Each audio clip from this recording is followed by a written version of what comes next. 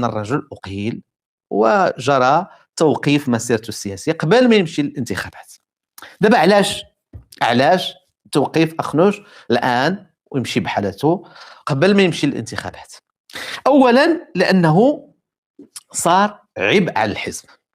هذا الحزب إلا بقى فيه أخنوش وبهذه الشعبية المتدنية ديالو وبهذا الكليشي اللي طبع له فوق جبهته، رجل أعمال يجمع المال والسياسة والقرار، الرجل اللي فشل يهبط نسبة البطالة خلاها في 13%، الرجل اللي فشل يهبط موجة الأسعار والتضخم بقات مرتفعة طيلة ولايته، الرجل اللي جاب موظفي أكوا من عنده ومن عند زوجته وحطهم في الوزارات بلا حتى CV ولا تجربة ولا خبرة ولا منظور ولا فكرة إصلاحية، الرجل اللي في عهده داز أسوأ القوانين، تعايب مع العدول ومع المحامين ومع الصحفيين ومع طلبة كليات الطب ورجال التعليم وزيد واحد العدد الفئات اللي هي مرضاتش على نوع القوانين اللي خرج وكيفاش.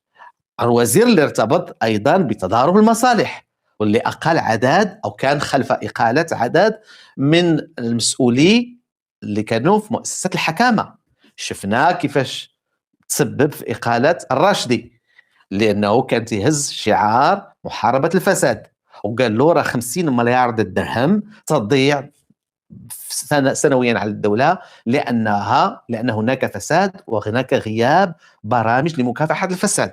لهذا شفنا دابا من جا بن علي اللوتي يحاول ينشط هذيك الهيئة أكثر لأنها تمسات بهذيك الطريقة وتحاول عن طريق الخروج لوسائل الإعلام وإصدار عدد من الوثائق والبرامج باش يعاود ينشط هذيك المؤسسة اللي عمليا عطبها أخنوش، مؤسسة الهيئة الوطنية للنزاهة والوقاية من الرشوة. إذن العامل الأول هو هذا، هو أن هذا أخنوش اللي خرجت جيل زايد في 28 مدينة يحتجون عليه وتيرفعوا شعارات ديجاج أن هذا السيد إذا مشى الانتخابات غادي يضر الحزب. في واحد الوقت كان نقطة قوة الحزب، رجع هو الآن نقطة ضعف الحزب، فما يمكنلوش يزيد يبقى. وإذا مشى معاه الانتخابات وهو ما تعرفش يتكلم، ما تعرفش يجادل، ما تعرفش يبان قدام وسائل الإعلام. شفتوا فين ما تيظهر وظهر واقيلا 2 أو 3 المرات في هذه الولاية كلها في برامج في التلفازة ماشي مباشر يتم القطع وما تعرفش يهضر وما تعرفش يتكلم وما تعرفش يخاطب الناس وما عندوش قدرة على الكوميونيكاسيون وعلى الإقناع إلى غير ذلك. إذن هذا السبب الأول. ثانيا الاستغناء عن أخنوش الآن اختيار عملي وبراغماتي لتهيئ الخلف على رأس الحزب وإعطاء وجه جديد للوقت باش يعاود يقعد بلاصتو في الحزب باش يدخل بالحزب الانتخابات. إذا بويسكو أخنوش ولا ورقة محروقة وما غاديش يعاود يرجع لرئاسة الحكومة وخا يفوز بالمرتبة الأولى، ثم خاص الوقت يتعطى البديل ديالو، خصوصا أننا نعرف دور الأعيان والمال والريع في رسم الخرائط. إذا كاين احتمال أن هذا الحزب يعاود يرجع، خصوصا إذا كانت نسبة المشاركة أقل من نسبة المشاركة 2021. إذا كانت واحد المستوى ضعيف أو متوسط ديك الساعة المال والأعيان وخصوصا دابا غادي يسمحوا لرؤساء المجالس الجماعية والقروية في المدن وفي القرى تعاود ترشحوا واحد العدد الأشياء اللي غادي يمكن يساعدوا الحزب باش يعاود يرجع. ثالث اعتبار للاستعجال في صرف أخنوش إلى فيلته في كازا هو حرمان عبد الإله بن كيران في حملته الانتخابية القادمة من خصم ضعيف داير بحال القرع أخنوش في المضرب تاع تسيل دمه.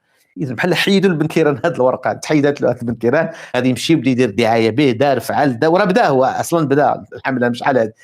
الآن على أخنوش أن يجمع متاعه من مشوار السعيد وأن يأخذ معه الأخنوشية. هذا بحال شي تلميذ في القسم العام كله هو تيقول لي انا مجتهد وانا حفظت الدروس كلها وانا عبقري وانا تنجيب 20 في المات و19 في الفيزيك و18 في السيونس ونهار الامتحان ما جاش.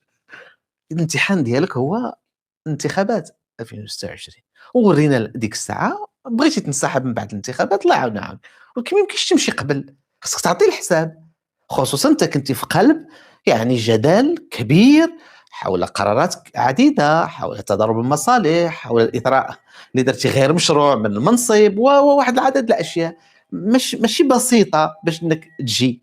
خصك تاخذ الكيتوس الى صراحه نتكلموا معاك بلغه مجالس الاداره الشركات تجيرون دابا هذه الشركه خصك تستنى الجمع العام ونعطيوك الكيتوس باش تمشي. كيتوس هو النتائج اللي غدير الانتخابات والتصويت، انت دابا غتمشي بلا كيتوس اذا غيبقى تابعك هذا الشيء اللي كاين في الحكومه والتعيينات والقرارات والمسؤوليه الى غير ذلك.